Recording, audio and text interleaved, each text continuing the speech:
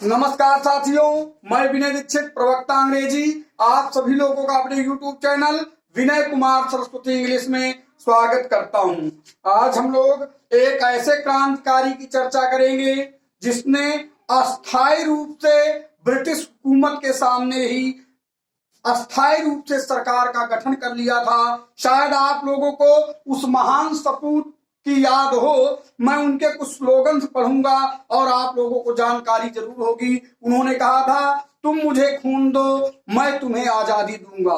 संभवतः आप लोग जान गए होंगे कि हम लोग एक महान भारतीय सपूत सुभाष चंद्र बोस जी की चर्चा कर रहे हैं, जिनका जन्म 23 जनवरी 1897 ईस्वी को हुआ था। देखें आप लोग, महान क्रांतिकारी सुभाष चंद्र बोस का जन्म 23 जनवरी 1897 में कटक, बंगाल प्रेसिडेंसी का उड़ीसा डिवीजन क्षेत्र में हुआ था। सुभाष चंद्र बोस ने बीए ऑनर्स कलकत्ता विश्वविद्यालय से किया था। भारतीय राष्ट्रीय कांग्रेस के अध्यक्ष 1938 में रहे और यह सुप्रीम कमांडर आजाद हिंद फौज के भी रहे। कांग्रेस में 1921 में इनका पदार्पण हुआ और 1940 तक लगभग ये रहे। इनकी पत्नी का नाम एमिली सेंकल। 1937 में विवाह इन्होंने किया, किंतु 1993 में सबको पता चला इनके बच्ची का नाम था अनीता बोस। इनके मतलब शरद चंद्र बोस इनके भाई थे और शिशिर कुमार बोस इनके भतीजे थे।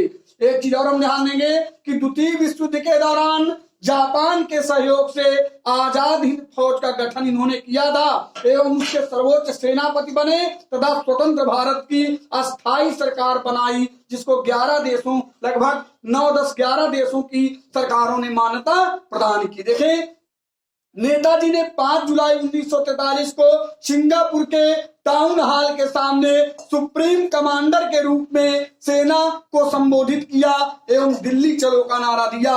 6 जुलाई 1944 को रंगून रेडियो स्टेशन से महात्मा गांधी से रेडियो प्रसारण के द्वारा बातचीत किया और विजय का आशीर्वाद लेना चाहा। उनकी मृत्यु उनके परिजन एवं अन्य के द्वारा वायुयान दुर्घटना में होना नहीं बताया जाता है। उनका मानना है कि वे बाद में रूस में नजरबंद रहे। देखें, सुभाष चंद्र बोस एक ऐसा क्रांतिकारी जो एक महान राजनीतिज्ञ, महान विद्वान और महान कूटनीतिज्ञ और एक अदम्य देशभक्ति का सैलाब जिस क्रांतिकारी के अंदर था, उस क्रांतिकारी का नाम सुभाष चंद्र बोस था। अगर हम उनकी किसी अन्य क्रांतिकारी से तुलना करें जो वाजिब नहीं है, तो उनका स्थान सदैव सर्वोपरि रूप में ही माना जाएगा। अब हम लोग देखेंगे सुभाष चंद्र बोस के कुछ बचपन से लेकर उनके कृतित्व के बारे में जानकारी प्राप्त करेंगे। सुभाष चंद्र बोस को अगर गुलाम भारत का स्वतंत्र फौजी कहा जाए तो हमारे हिसाब से गलत नहीं होगा। देखिए, सुभाष चंद्र बोस ने कहा था, इस संसार में कोई भी विचार बिना त्याग और बलिदान की अग्नि में तपे हुए नहीं पनपा है। एक चीज हम लोग ध्यान देंगे, इनके पिता का नाम श्री जानकी दास था एवं माता का नाम प्रभावती था। इनका जब जन्म हुआ था तो बच्चे की जन्म कुंडली बनाने के लिए बच्चे के पिता ने अपने कुल पुरोहित को बुलाया। मतलब इनके पिताजी जो थे जानकी दास, उन्होंने अपने कुल पुरोहित को बुलाया और जो कुल पुरोहित जो थे पंडित जी ने जिन्होंने इस बालक को देखा, वे चौंक पड़े और आश्चर्यचकित भाव से काफी देर तक बच्चे को देखते रहे। इसके बाद उन्होंने कहा जानकी दास से, मतलब इनके पिताजी से सुभाष चंद्र बोस की, उन्होंने कहा कि राय साहब, यह बालक तो बड़ा विलक्षण है। जन्मांग के आधार पर यह बालक भविष्य में अत्यंत प्रभावशाली व्यक्तित्व का धनी, विद्या में पारंगत तथा उच्च क्षेत्र में अग्रणी होगा। अपने पराक्रम से यह देश की महान सेवा करेगा।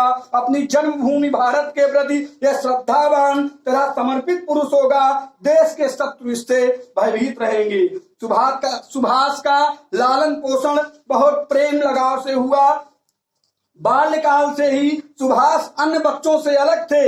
इनका स्वभाव सबसे अलग किस्म का था। अन्य बच्चे खेलते कूदते, लेकिन सुभाष चंद्र बोस गंभीर चिंतन में ही सदैव दिखाई देते थे। एक चीज और, सुभाष चंद्र बोस का बाल्यकाल किसी सामान्य व्यक्ति का बाल्यकाल न होकर एक ओजस्वी एवं महान व्यक्ति का बाल्यकाल था। एक चीज और हम देखेंगे, एक बार की बात है कि इनके पिताजी ने स्वप्न देखा और स्वप्न में इन्होंने देखा कि सुभाष पालने में सोए हुए हैं और उनके चारों ओर दिव्य प्रकाश फैला हुआ है और उन्होंने देखा कि आद्य शक्ति दुर्गा माता उसके सामने प्रकट हुई हैं और उन्होंने अपने हाथ में एक फूल की माला ले लिया है। वह अत्यंत प्रेम से सुभाष चंद्र बोस की तरफ देख रही हैं और उस फूल की माला को सुभाष चंद्र बोस को माँ दुर्गा ने पहना दिया और उसके गले में डालकर बोली, ओ देवपुत्र, तू अवतारी है, तुझे अपनी जननी जन्मभूमि को मुक्त करने के लिए भेजा गया है। मेरे आशीर्वाद से तू अपने महान उद्देश्य में सफल होगा।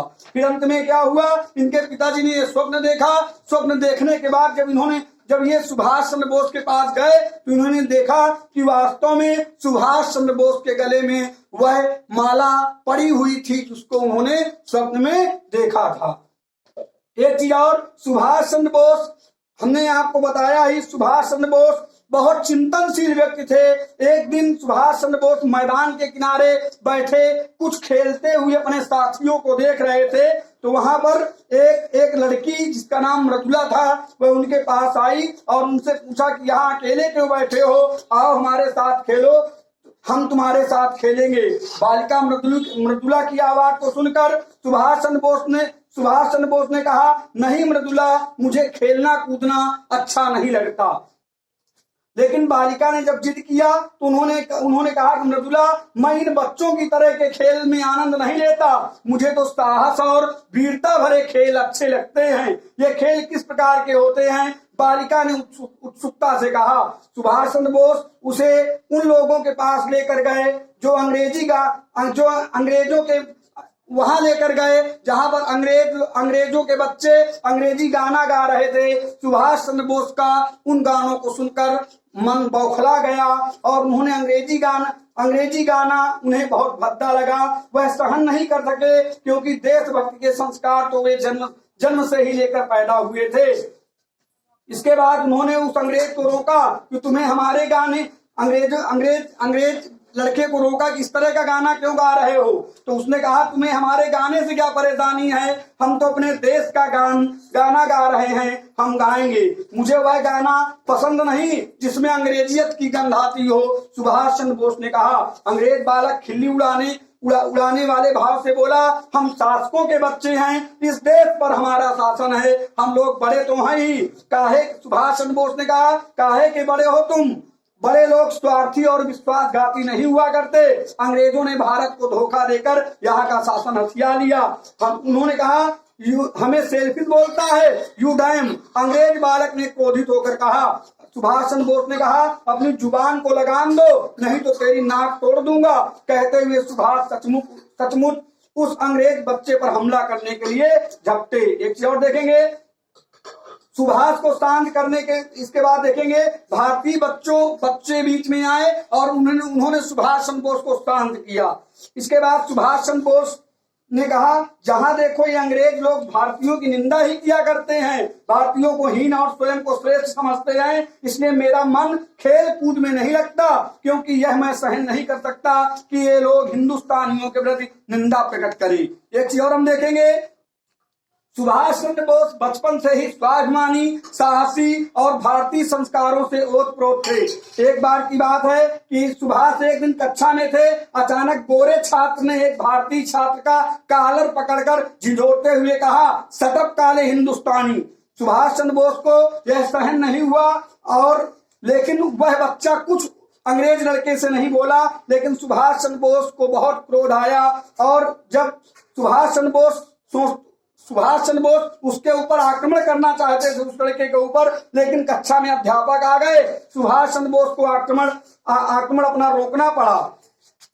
फिर जब स्कूल की छुट्टी हुई तो सुभाष चंद्र बोस ने भारतीय बच्चे से कहा कि तुम कायर हो। उस बच्चे ने बताया अपनी समस्या, मैं अकेला था, क्या कर सकता था। भारतीय छात्र ने कहा, सुभाष चंद्र बोस ने कहा, अगर मनोबल हो, साहस हो तो अकेला आदमी भी बहुत कुछ कर सकता है। सुभाष ने सांत्वना देते हुए कहा, घबराओ मत, मैं उस अंग्रेज के बच्चे से तुम्हारे अपमान का बदला लूंगा, जरा छुट्टी होने दो। और छुट्टी होने के बाद वास्तव में सुभाष चंद्र बोस ने मतलब उस बच्चे की अप्रत्यक्ष उस बच्चे की पिटाई भी करवाई। उन्होंने कहा, अन्याय का विरोध करना हर व्यक्ति का कर्तव्य है, बेशक उसका परिणाम कुछ भी निकले। हमारी अन्याय सहने की इसी कमजोरी ने ही हमें अंग्रेजों का गुलाम बना दिया। अब देखेंगे इनके अंदर, इनके मस्तिष्क में सदैव राष्ट्र की वर्तमान दुखावस्था पर चिंतन सदैव होता था। और सुभाष चंद्र बोस अल्प आयु में सुभाष के अंदर इतनी परिपक्व चिंतन क्षमता थी कि वह राष्ट्र की अवस्था का सहज आकलन कर लेते थे कुछ ही क्षणों में। इसके बाद देखें, सुभाष ने उस अंग्रेज लड़के की टांग खींच लिया था और वह लड़का गिर गया था जिसने भारतीय लड़के का अपमान किया था। इसके बाद हम लोग देखेंगे आगे। एक दिन की बात है कि सुभाष की मां प्रभावती उसको रोटी खाने के लिए देती थी, लेकिन सुभाष चंद्र बोस दो मीठी रोटियों को अपने अलमारी में रख देते थे।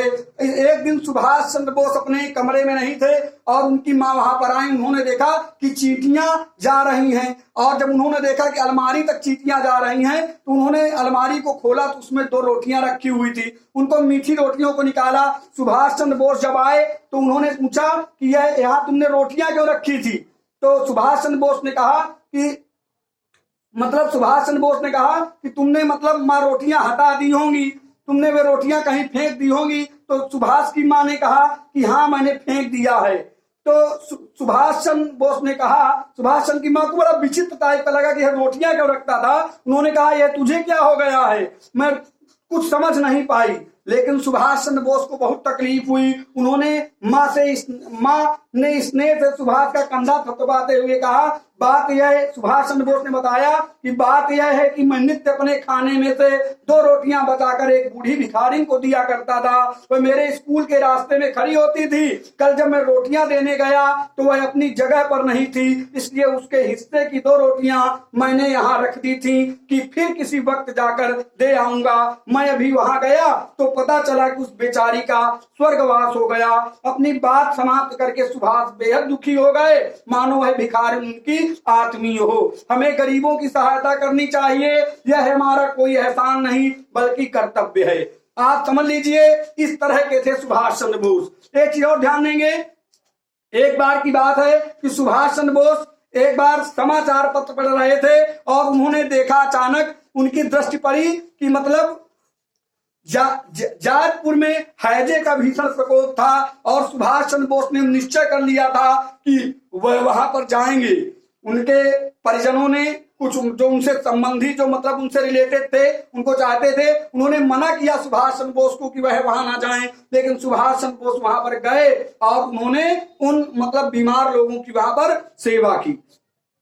इसके बाद आप लोग समझ लीजिए, बहुत ही विचित्र प्रतिभा के धनी, असीम प्रतिभा के धनी सुभाष चंद्र बोस थे और सुभाष चंद्र बोस ने वास्तव में रोगियों की सेवा की। और जब घर आए तो पिता ने भी इनके कुछ इनको कहा, लेकिन सुभाष चंद्र बोस ने अपनी गलती मानी, लेकिन आत्मिक तौर से स्वीकार किया कि रोगियों की सेवा करना उनका कर्तव्य था। एक चीज और बताएं, अब इनके पिताजी ने तर्क दिया, सुभाष तुमने जो कार्य किया है वह मेरी प्रतिष्ठा के विरुद्ध है। तुम एक प्रतिष्ठित सरकारी वकील के पुत्र हो और तुम्हें मेरी प्रतिष्ठा के अनुकूल कार्य करना चाहिए था। सुभाष ने विनम्र शब्दों में कहा कि मैंने जब जाजपुर में हैजा फैलने से ग्रामीणों की मृत्यु का समाचार पढ़ा तो मैं स्वयं पर काबू ना रख पाया।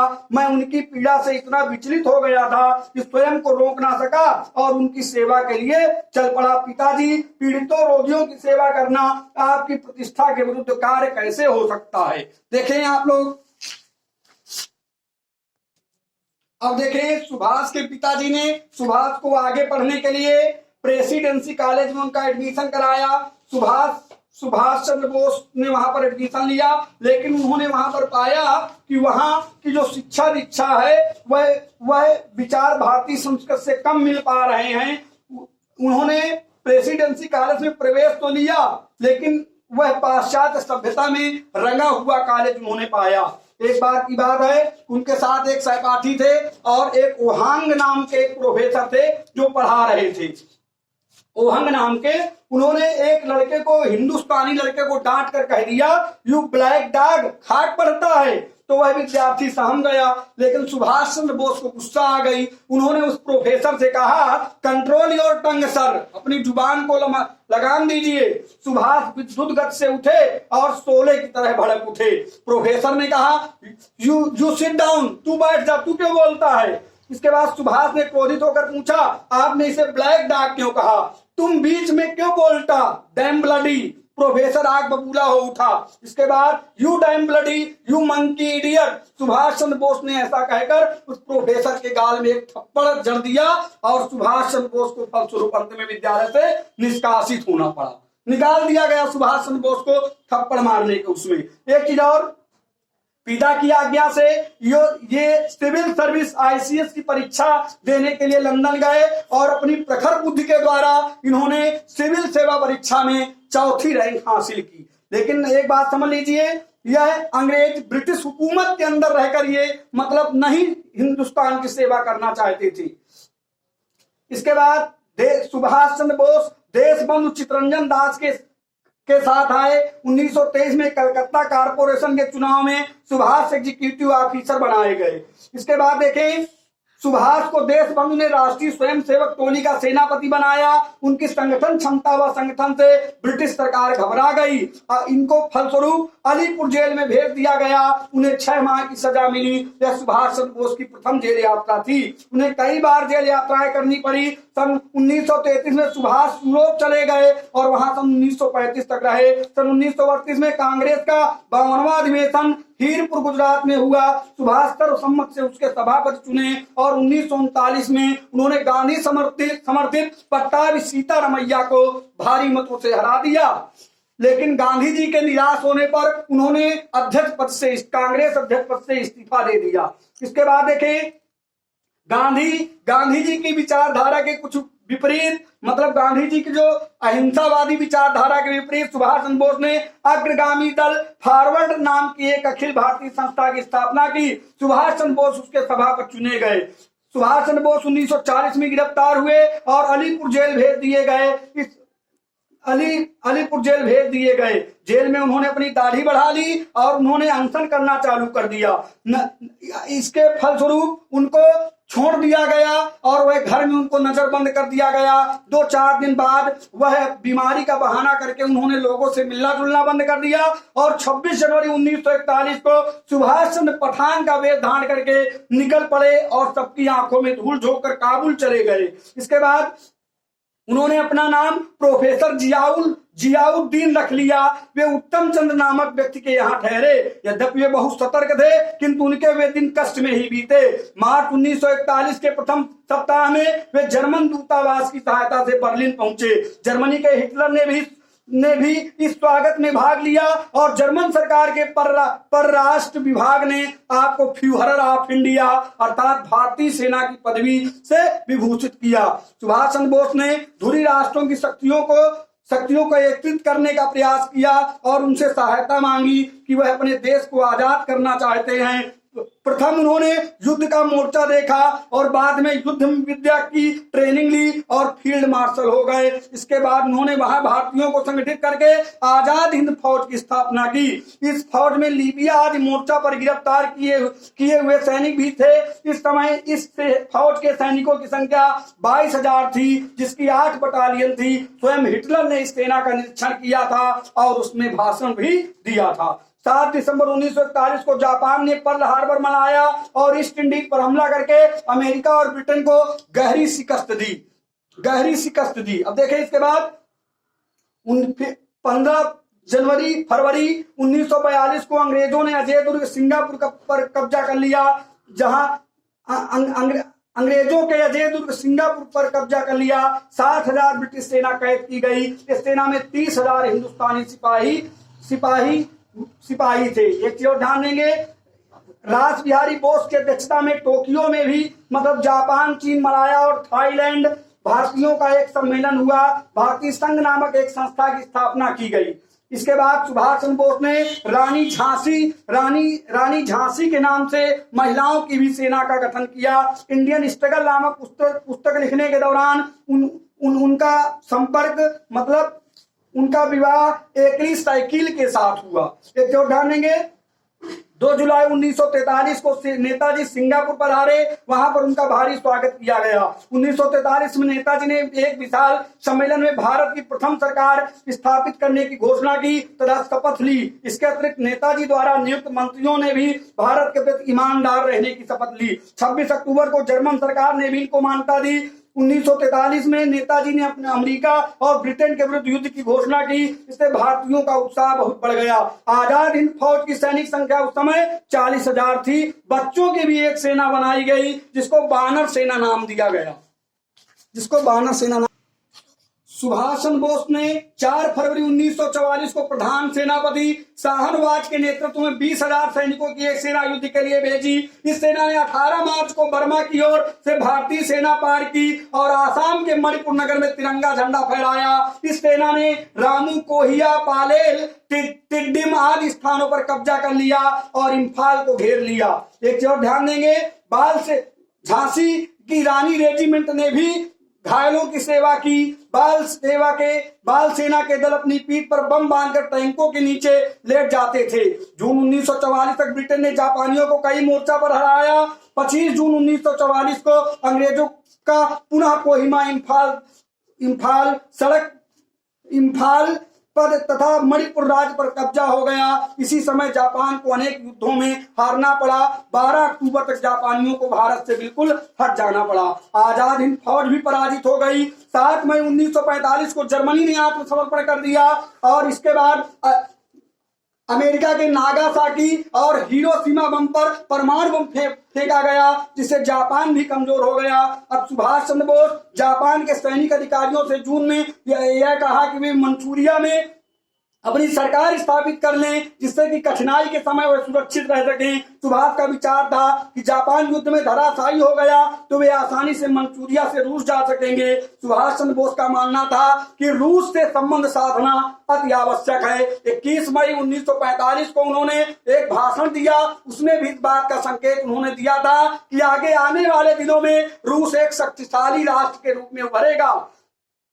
बैंकांग से प्रकाशित इसी भाषण में नेताजी ने एक चीज और कहा था कि हम इम्फाल के रास्ते भले ही दिल्ली ना पहुंचे, परंतु हम दिल्ली पहुंचेंगे अवश्य। नेताजी ताइवान, मंचूरिया होकर टोक्यो पहुंचना चाहते थे। कहा जाता है कि तभी 18 अगस्त 1945 को उनका विमान दुर्घटनाग्रस्त हो गया और टाई होम के अस्पताल में भारत के इस सपूत ने प्राण त्याग दिए। लेकिन वास्तव में यह ऑथेंटिक न्यूज नहीं मानी जाती। कुछ लोग इसको मानते हैं जबकि कुछ लोग नहीं मानते। कुछ लोग फैजाबाद के गुमनामी बाबा को भी सुभाष चंद्र बोस मानते हैं, लेकिन ऐसा अभी तक पूरी तरह स्पष्ट नहीं हो पाया है। हमें लग रहा है एक वीडियो में सुभाष चंद्र बोस के बारे में कहना बिल्कुल संभव नहीं है। आगे जब हम कभी सुभाष चंद्र बोस में वीडियो लेकर आएंगे तो कुछ और जानकारी आपको देंगे। इसी के साथ मैं विनय दीक्षित, प्रवक्ता अंग्रेजी, आप सभी लोगों से विदा लेता हूं। नमस्कार।